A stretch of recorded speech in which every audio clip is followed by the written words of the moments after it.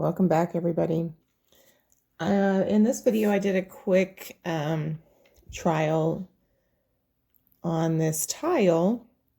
I really liked the colors that Pranal chose in one of his pours, and so I list the colors in the description box for you below, and I will also link his channel, and I'll try to find the video that I saw that inspired me. His results are a lot better. I think his paints were also a little bit thicker, so but either way, you know, can't go wrong with Colourarte pigments. So that color is Sunburst from Colourarte. I had just a little bit left in my container, so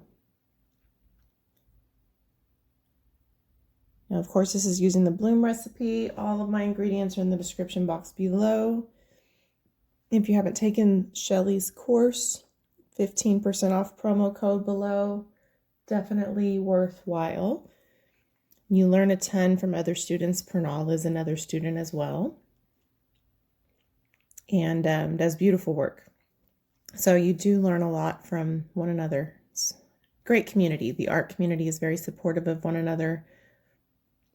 In general, even outside of Shelley's class, but I would say that these folks really look after each other and try to help each other learn. This is Carmen from Colourarte. Beautiful. I believe both of those are in no. I think they're both in the Wildflower set. If Sunburst is not, then Lemon Drop is. Forgive me, I need to go look at them. I have a few yellows open right now. There is a 20% off promo code for Colourarte in the description box below. Anything on the site, fantastic, fantastic stuff. I love Leslie's products, and she just keeps coming out with more stuff. That is Teal by Glidden.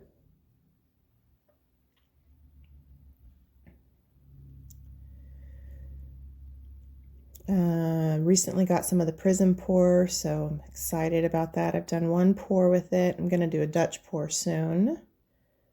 This is Interference Gold by Colourarte.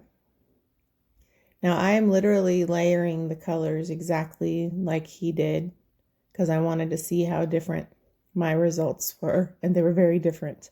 But I love to be inspired by other people's pours and try things myself. This is Gautemalan Green from Colourarte. The camera does not capture how beautiful this color is. It is definitely one of my favorite colors from Colourarte, which there are a lot of them. So above the Gautemalan Green, I should have used an Interference Gold layer, and I forgot it. So I'm going to end up putting Jasmine right here. I honestly think the Interference Gold in between the two may have helped keep my Jasmine even brighter and more pink. Still pretty either way, but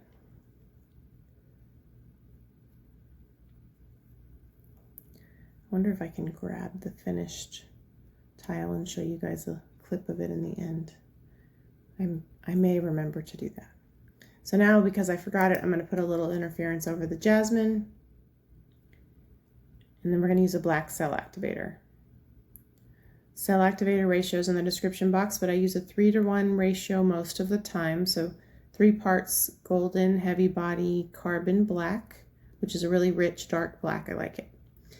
To 1 part Australian Floetrol. I get my Australian Floetrol on eBay because I'm in the United States. It is expensive. But it lasts a long time.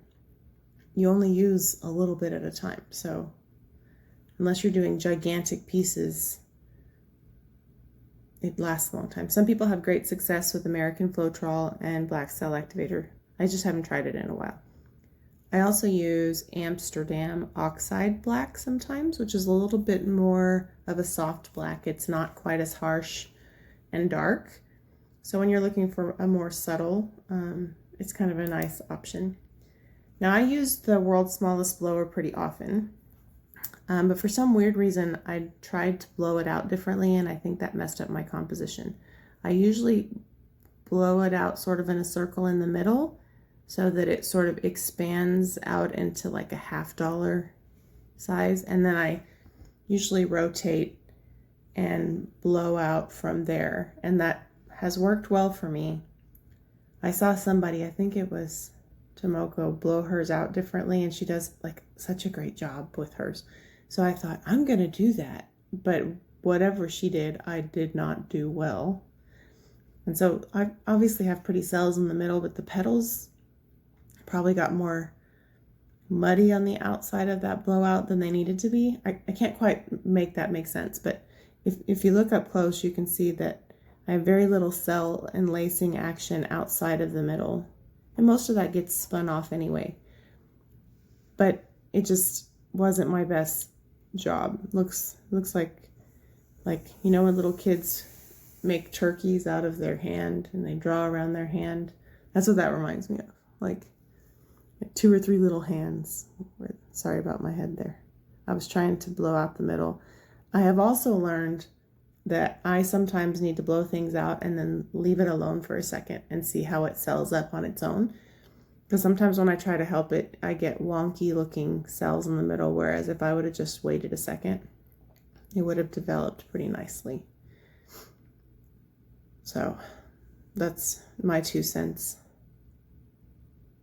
Now I'm basically just tilting to try to get the weight of that paint moving, and I want to see if my cell activator is coming back to the middle before I start spinning it out around.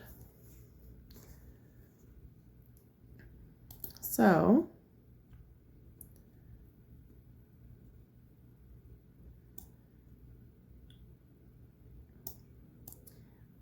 I did come up with kind of a cute way to display tiles, because you know when you're practicing with the bloom recipe, you practice on tiles a lot, just a lot, because it's easier to kind of master what you're doing in a small space and then increase the size a little bit over time. So, but then I was like, what am I supposed to do with all of these? And I used to put backs on them and hang them up on the wall, but then they're so small sometimes and you have to get it just right or they hang funny. And so I found these cute little easels on Amazon, and they look like a little black wrought iron easel, and they're very cute for just displaying them on like a shelf or a table or in a shadow box. So they're a great way to put them on display so that they're not like wasted pieces of art. If you think about it, people buy 6-inch canvases. What's the difference other than how you hang it? People buy 4-inch canvases, 8-inch canvases. So they're still really pretty pieces of art. It's just kind of how you display them. So pretty much everything that we do is for sale, unless it's like a commission piece. So if you're ever interested in any of the things that we do, our email's in the description box below. We do have an Etsy shop, and I really need to get better at updating it. It's just a lot. So there's only like 4 things on our Etsy shop, and 3 of them are like custom order listings. So feel free to peruse our social media below and ask about anything that you're interested in. We do have a lot of things for sale. And at some point I'm going to do better at updating things. So here I'm just trying to get some of that color to the edge there. I did finish this with resin. And the shimmer is just so beautiful. I love color art so much. And if you haven't tried the Prism Pour paints are amazing. I've done 1 swipe with them, which we have a video of. I'm going to do a Dutch pour soon using them. I'm going to do a collaboration with another channel coming up soon. And so I'm super excited about that. I haven't done a Dutch pour in a while, so might need a practice round. But yeah, I'm super excited. And so all of our coupon codes are below. Our social media links are below. Thank you so much to all of you who are subscribed already. And if you're not, we would love for you to join us and hit that notification bell. Give us a like. Let us know what you think. I am somewhat of a mixed media artist. I do resin sometimes. I do tumblers. So you do kind of get a mixed bag. I did a hydro dipped base the other day using resin art pigments. I haven't done that in a while. And I think it turned out really pretty. If you haven't seen that video, check it out. I was talking with Leslie and I was like, I wonder if the resin pigments will work in clear marble paint, where you could use them for hydro dipping. And so I naturally had to chase that science experiment down. And the two that I used worked out really nicely. So I'm gonna try some more. And I'm super excited about the way that turned out. I mean, it's a fun project. It's always fun to try new ways to use things you love, right? But we do have a lot of videos coming out soon. We have an upcoming market day, so we're doing a lot of coasters and that kind of thing. So you'll see a lot of random color palette ideas, and we have an order for some coasters where I wanted to test how I was going to lay out the colors. So just a lot of stuff like that. I try to take you guys along for the ride as much as possible. So I would love your feedback. Anything that you would like to see also. I'm trying to add more like beginner paint pouring to our channel as well. But if there's anything that you're like, hey, this would really help me, you know, let me know and put it a note or a comment or whatever in the description box, and certainly try to do something like that. I've been meaning to do an Australian Floetrol cell activator versus US mixture for a while now. I just need to get someone's permission to try their recipe. So hopefully coming soon. But anyway, we so appreciate you guys. We're also really close to 1,000. So we would love it if you would subscribe, and we'll work on a giveaway idea. Thanks for watching.